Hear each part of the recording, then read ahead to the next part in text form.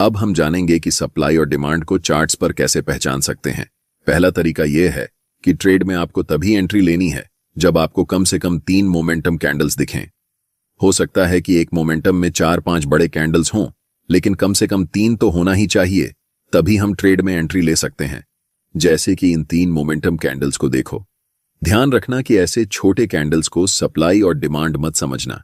इस एग्जाम्पल में हम इन 3 ग्रीन मोमेंटम कैंडल्स का इस्तेमाल करेंगे। दूसरा चीज आपको यह करना है कि ऐसे एरिया ढूंढना है जहां से मोमेंटम शुरू हुआ है, और उन तीनों कैंडल्स के जस्ट प्रीवियस वाले कैंडल पर हम एक रेक्टेंगल बॉक्स ड्रॉ करेंगे। ध्यान देना कि वह बॉक्स कैंडल की हाई और लो को पूरी तरह कवर कर रहा हो। अब जो आपको चार्ट्स पर यह रेक्टेंगल एरिया दिख रहा है, यह पूरा एरिया एक डिमांड जोन है, और अगली बार जब भी प्राइस इस जोन में आएगा तब यहां से आपको बाय ट्रेड में एंट्री करनी है। क्योंकि यहां पर ऐसा हो चुका है, तो ध्यान देने वाली बात यह है कि प्राइस इस जोन तक आया और उसके बाद बड़े ग्रीन कैंडल्स बनाते हुए शूट अप कर गया। सोचिए, अगर आप ऐसी जगह पर मार्केट में ट्रेड एंट्री करते हैं तो आप बहुत ज्यादा पैसा बनाने वाले हैं। चलिए अब एक और एग्जाम्पल देखते हैं। इन 3 बड़े रेड कैंडल्स पर ध्यान दें। यहां पर हमें इन कैंडल्स को सिलेक्ट करना है और इन 3 कैंडल्स के प्रीवियस कैंडल की हाई और लो को टच करते हुए राइट साइड की तरफ खींचते हुए एक रेक्टेंगल बनाना है। यह रेक्टेंगल एरिया एक स्ट्रॉन्ग सप्लाई जोन है, इसलिए हमें वेट करना है कि प्राइस दोबारा इस सप्लाई एरिया में आए। और जैसे ही प्राइस सप्लाई जोन के पास आती है, मैं चाहता हूं कि आप ध्यान से देखें कि क्या होता है।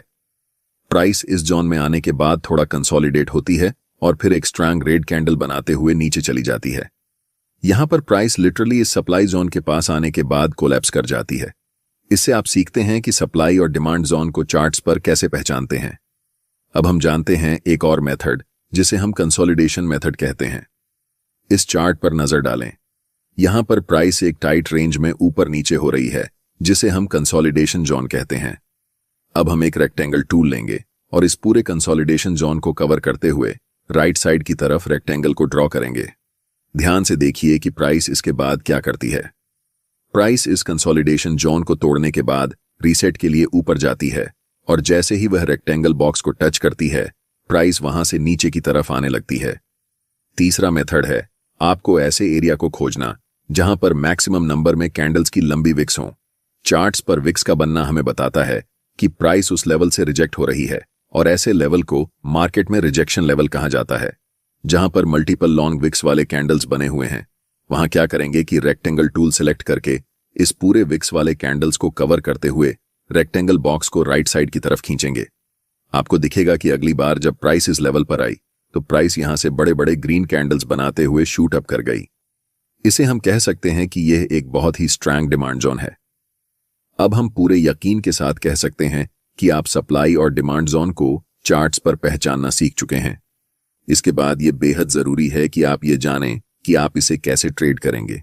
इस चार्ट में हमने 3 बड़े ग्रीन मोमेंटम कैंडल्स को पहचान लिया है। अब हम उनके हाई और लो को कवर करते हुए राइट साइड तक एक रेक्टेंगल जोन बनाएंगे और आपका डिमांड जोन तैयार हो जाएगा।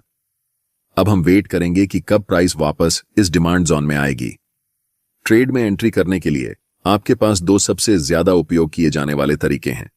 पहला तरीका है कि आप एक बाय लिमिट ऑर्डर प्लेस कर सकते हैं, ताकि जब भी प्राइस इस डिमांड जोन में आए तो ऑटोमेटिकली बाय ट्रेड में एंट्री हो सके। दूसरा तरीका यह है कि आप मैन्युअल बाय ऑर्डर लगा सकते हैं जब प्राइस इस लेवल पर आती है। हम ज्यादातर दूसरे तरीके को ही प्रेफर करते हैं, क्योंकि याद रखना चाहिए कि डिमांड जोन कितना भी स्ट्रांग क्यों ना हो, हमेशा यह चांस रहता है कि प्राइस उस लेवल को ब्रेक कर दे। अब हम वेट कर रहे हैं कि कब प्राइस इस डिमांड जोन के पास वापस आएगी।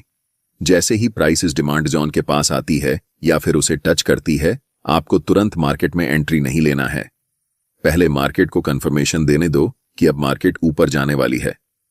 आप देख सकते हैं कि यहां पर एक 2G कैंडलस्टिक पैटर्न बना है, और ये लंबी विक्स हमें बताती है कि प्राइस यहां से रिजेक्शन ले रही है। लेकिन हम अभी भी कंफर्म नहीं हुए हैं कि प्राइस ऊपर ही जाने वाली है, इसीलिए हमें और इंतजार करना पड़ेगा।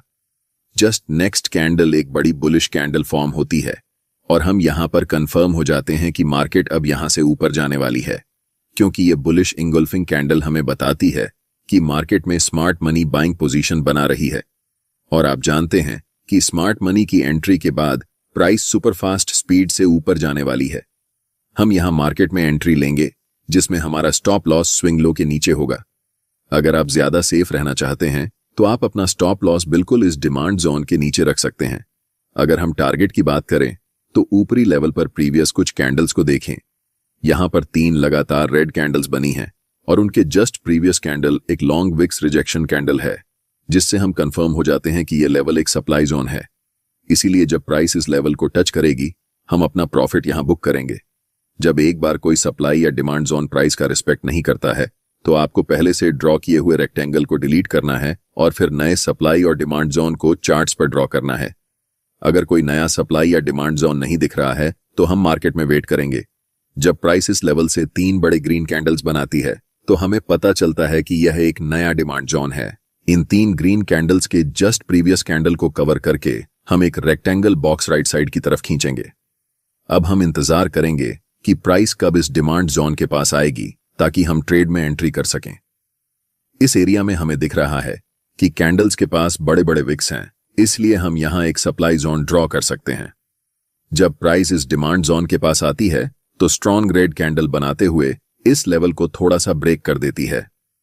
ऐसी सिचुएशन में रिटेल ट्रेडर्स अक्सर इसे एक ब्रेकडाउन के रूप में देखते हैं और सेल पोजीशन में एंट्री कर लेते हैं। लेकिन नेक्स्ट कैंडल एक बुलिश कैंडल बनती है जो कंफर्म करती है कि अब प्राइस यहां से ऊपर जाने वाली है। इस सिचुएशन में हम बाय पोजीशन में एंट्री करेंगे और नेक्स्ट सप्लाई जोन तक अपना टारगेट रखेंगे। हमारा stop loss last swing low के नीचे होगा। इसके बाद प्राइस बुलिश कैंडल्स बनाते हुए ऊपर की तरफ बढ़ जाती है और हमारा टारगेट हिट हो जाता है।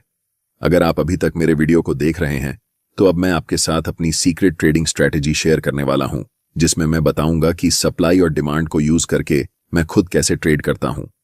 ट्रेड करते समय मैं सिर्फ एक कंफर्मेशन पर ध्यान नहीं देता, बल्कि मल्टीपल कंफर्मेशंस को देखता हूं, तभी ट्रेड में एंट्री लेता हूं।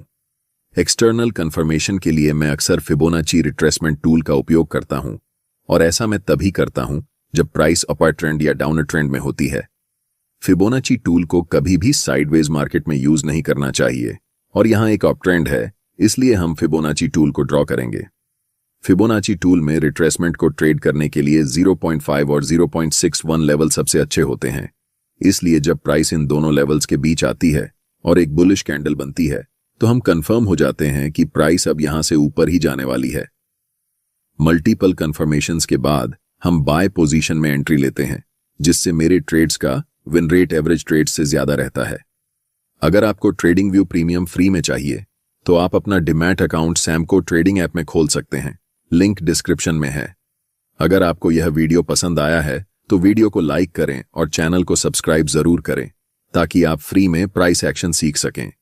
वीडियो को अंत तक देखने के लिए आप सभी का धन्यवाद।